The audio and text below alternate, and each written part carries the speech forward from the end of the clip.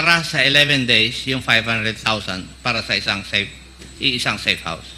Yes, Mr. Chair. Now, if I asked you, how much would that be per day para sa isang safe house? Mr. Chair, it would amount to 45,000 something. 45,454.55 per day. Nakikita nyo, Attorney Camora, yung sample o yung actual acknowledgement receipt na sinabit ng OVP with the names, shall we say, not shown because of confidentiality. Tama po ba ito? Yes, Mr. Chair. Is there an acknowledgement receipt which acknowledge the amount of 500,000 pesos for the payment of rental of safe house? Meron po, Mr. Chair. Para sa isang safe house lang ito? We have no information, Mr. Chair. What we know is para sa isang recipient nung yung money paid po. If I asked you the question, yung 500,000 ba yun for 11 days or for 1 day? Since the accomplishment report says December 21 to 31, we think it's 11 days. For 11 days? Yes, Mr. Chair. For a single safe house? We have no information on how many safe houses that 500,000 was spent on, Mr. Chair. Sabi nyo kanina, rental of safe houses in the amount of 16M with 34 acknowledgement receipts. Is it logical for me to conclude na 34 safe houses ito? Mr. Chair, it just means that 34 people were paid for rental supplies, but we have Hindi, no... rental of safe houses. Hindi po rental of supplies. Sorry, Mr. Chair. Bakit? Pardon. Para bang, nung last time na kini-question kita, you were very, very confident. Ngayon, parang tentative yung mga sagot nyo sa akin. May know why? Nung last time, very, very confident kang sumasagot sa aking mga katanungan. Ngayon, very tentative ka and very, very careful ang pagsagot mo sa akin. May know the reason why? There's no reason, Mr. Chair. There's no change? Hindi Yes. mo mapapansin yun. Ako ang nakakapansin kasi ako nagtanong sa'yo last time. At ako pa rin ang nagtatanong sa'yo ngayon. And I noticed that change. Now, yung 34 acknowledgement receipts given by 34 persons, hindi ba nangangulugan yung 34 na safe houses yon? Yes, sir. There's information that one receipt may pertain to one safe house. Safe house. Okay. So, if I asked you, yung receipt na amounting to 500,000 for the payment of rental of safe house, would it be logical for me to conclude that this is for one safe house for 11 days? Yes, Mr. Chair. Para sa 11 days, yung 500,000 para sa isang safe house. Yes, Mr. Chair. Now, if I asked you, how much would that be per day para sa isang safe house? Mr. Chair, it would amount to 45,000 something. 45,454.55 per day. 45,000 Yes, Mr. Chair. per day. Ano po kayang klaseng safe house ito na 45,000 per day ang rental? Samantalang yung mga ibang magagandang lugar, mas mura pa kaysa rito sa 45,000. Could you give us an idea of that?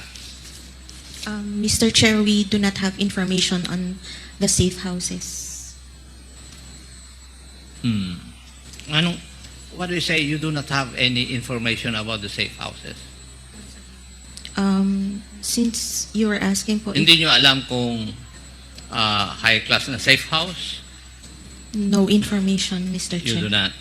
Kasi nakapagtataka lang po na ang safe house per day would be rented with 45,000 for one safe house. Di po ba? Hindi kayo nagtataka? Yes, Mr. Chair, but since they have submitted the liquidation reports po. So, as long as an agency would submit yung mga receipts or acknowledgement receipts in their liquidation of the amount, wala na po kayong, you do not have the, shall we say, the wherewithal or the jurisdiction to find out whether the expenditures are reasonable or true? Are you trying to tell us that? It's more on the submission of the... It's more on compliance Yes, with the Mr. requirement. Chair. Yun lang. Yes, Mr. Chair. And you are supposed to be the guardian of the use of public funds. Mr. Chair, one of the documents is their certification, so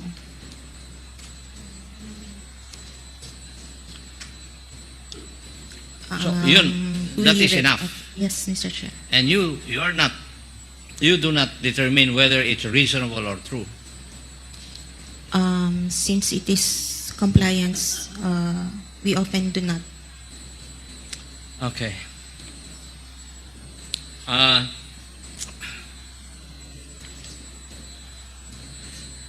Yung pong pag-comply ng Office of the Vice President, as you have stated a while ago, in accordance doon sa joint circular, yung the amount of 125 million. So, ang ibig niyo pong sabihin, nag-submit yung Office of the Vice President ng liquidation report, physical and financial plan, documentary evidence of payment, at saka accomplishment report. Okay na po sa inyo yun? We still review the documents reported, Mr. Chair. And what is your objective when you review the documents? Whether, Ano po ang tinitingnan nyo sa dokumento? whether compliant po siya, Mr. Chair, sa requirements under Kaya nga, the joint circular. tinignan nyo lang kung yung documents would comply with the joint circular. Yes, Mr. Chair. And you do not determine whether kasinungalingan na, totoo o hindi, yung nakalagay doon po sa documents. Are you trying to tell this committee that? Mr. Chair, we have issued an ND on the... Hindi, sagutin nyo muna po yung aking katanungan.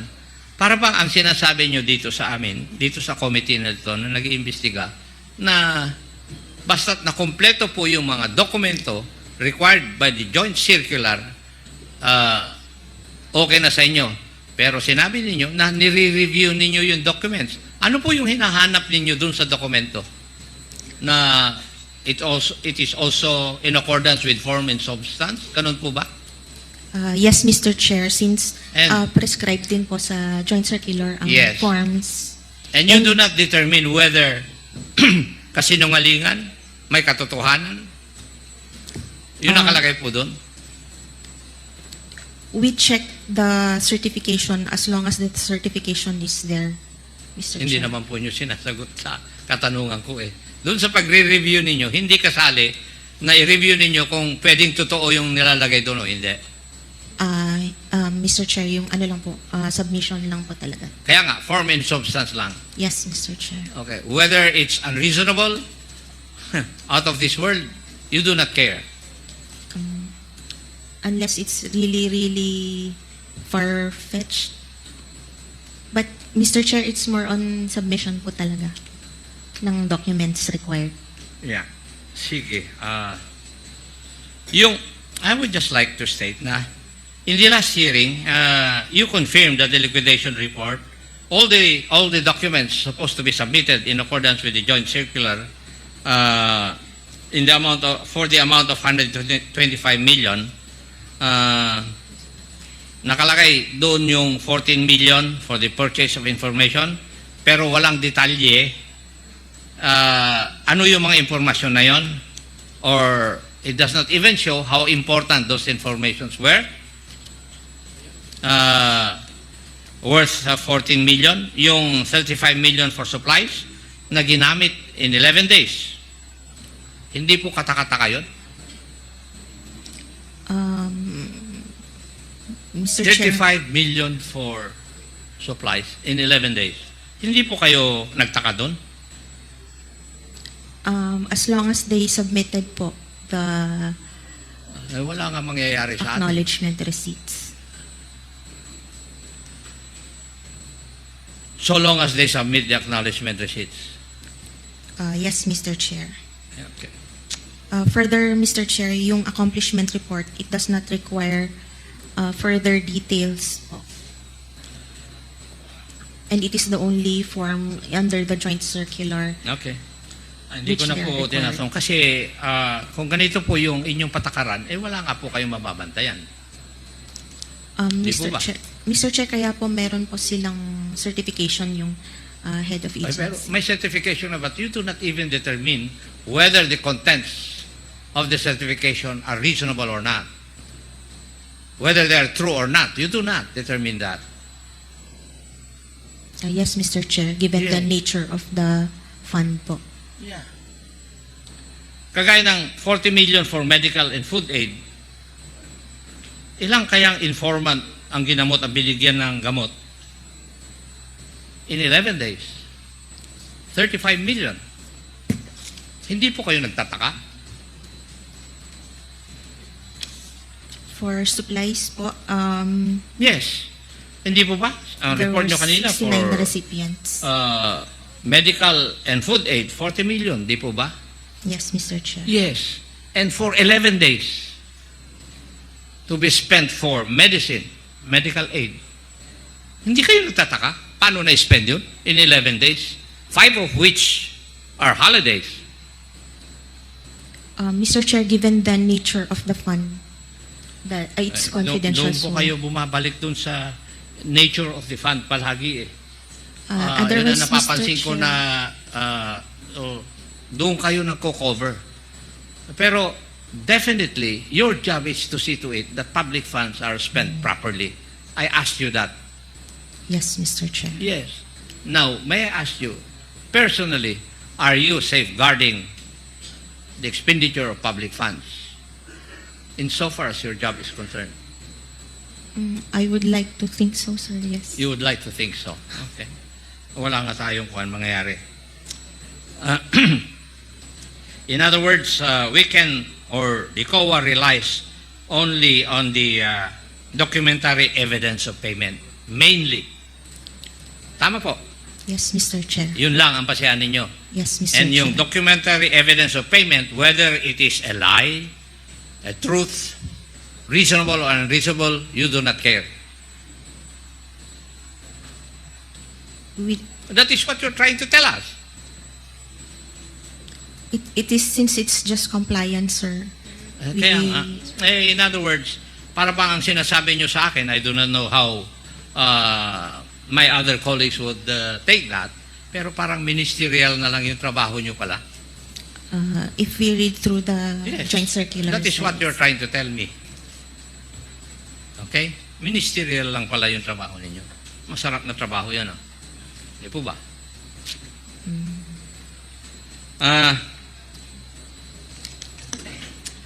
Yung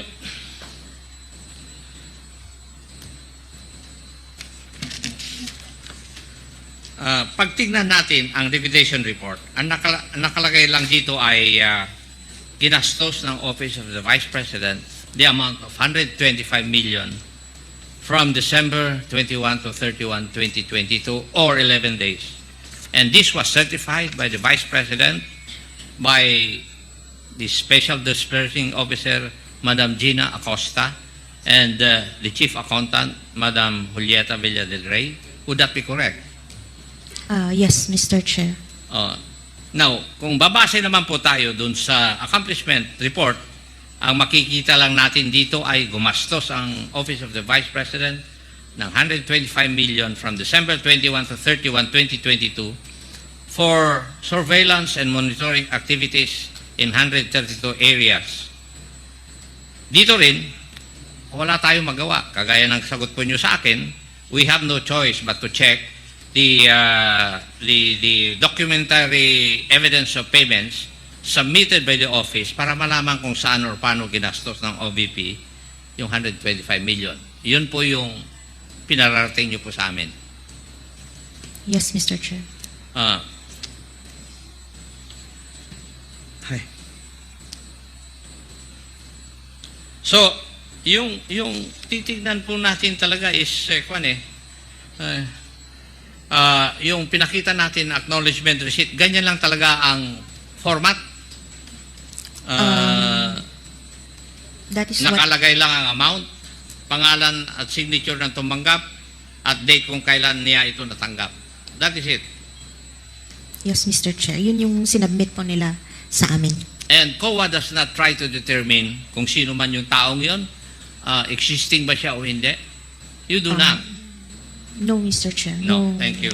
Para lang for my information. So, you do not have any means or you do not exert any means para ma-determine kung totoo yung mga nakalagay sa acknowledgement receipt. You just take it hook, line, and sinker na totoo po yun. Mr. Chair, probably we could, but given the limited manpower po of the ICFAO, Ni walang ID yung tao na sinasubmit. no, Mr. Chair. No, wala. Talagang sikretong-sikreto. What was submitted to us, that is what we audit, Mr. Chair. Okay. Pwede ko rin ba i-conclude na walang paraan ang COA para malaman kung gagawa-gawa lang acknowledgement receipts na ito? If we base it on the joint circular, it is Pakisagot nyo po yung aking katanungan. Hindi ko po tinatanong yung tungkol sa joint circular or whatever. Ang katanungan ko po wala pong paraan na magagawa ang COA para malaman kung gawa-gawa lang ang mga acknowledgement receipts na sinubmit. Would my statement be correct? Yes, Mr. Chair. I beg your pardon? Tama? Tama po. Okay. Sa madaling salita, kahit na sabihin natin hindi naman talaga natanggap ng isang tao yung amount of 500,000 for the payment of the safe houses, kagaya na nakalagay kanina, hindi talaga sinusuri ng COA ito. Talagang hindi kasama sa inyong job description na suriin ito. In spite of the fact na sinabi nyo kanina na nire-review nyo naman yung mga dokumentong ito. Tama? Yes, Mr. Chair. Yes. Actually, hindi ito ang aking pinagkakabahala Kung tutuusin natin, at least, kung nakalagay dyan, Juan de la Cruz ang full name, pero may nakikita akong acknowledgement receipt sa mga sinabmit po ninyo na initials lang ang nakalagay. Instead na, for example, Juan de la Cruz, J. Cruz lang ang nakalagay na tumanggap ng amount of 500,000 for the payment of safe houses mula sa Office of the Vice President. Kung ganitong proof lang ang papasana sa COA, wala na talaga kayong paraan para matanong yung taong tumanggap ng pera. Di po ba? Yes, Mr. Chair. It is really yung pag sa Intel and Confif Fund po. There's no verification. Also, even if we have means right now, yung manpower po ng ICFAO cannot handle if alone itong si OVP, we cannot verify all those people, and we audit all confidential and intelligence funds for the whole country. So, hindi po kaya for now, Mr. Chair. You did not find it, shall we say, unusual for an amount or the amount of 125 million ay magamit po sa 11 days? Well, personally, malaki nga po siya, but... Hindi. Personally, sinabi mo. Yes po. Personally, you find it unusual? It could be na medyo malaki nga po yung amount. And wala kang ginawa? Since You found it unusual and yet wala kang ginawa? Since they've submitted all the requirements under the joint circular, Tama na. okay na po, Mr. Chair. Thank you, Mr. Chair. Umani naman ito ng iba't ibang reaksyon mula sa ating mga netizens. Ayon kay Butch Fajardo, maraming salamat po at nilantad nyo na meron talagang korupsyon ang OVP. Pahayag naman ni Mario Linga, napaka-inutil naman ng COA in safeguarding the disbursement of public fund. Kawawa naman ang kaba ng bayan pag ganito. At ito naman ang saloobin mula sa ating kababayan na si Aurelio Dinagit, dapat suriin yung safe house na yan. Kung ganyan ang mga tao natin, wala tayong pupuntahan, libreng-libre ang mga corrupt. Mga kababayan, feel free to comment below para maglabas ng saloobin sa balitang ito.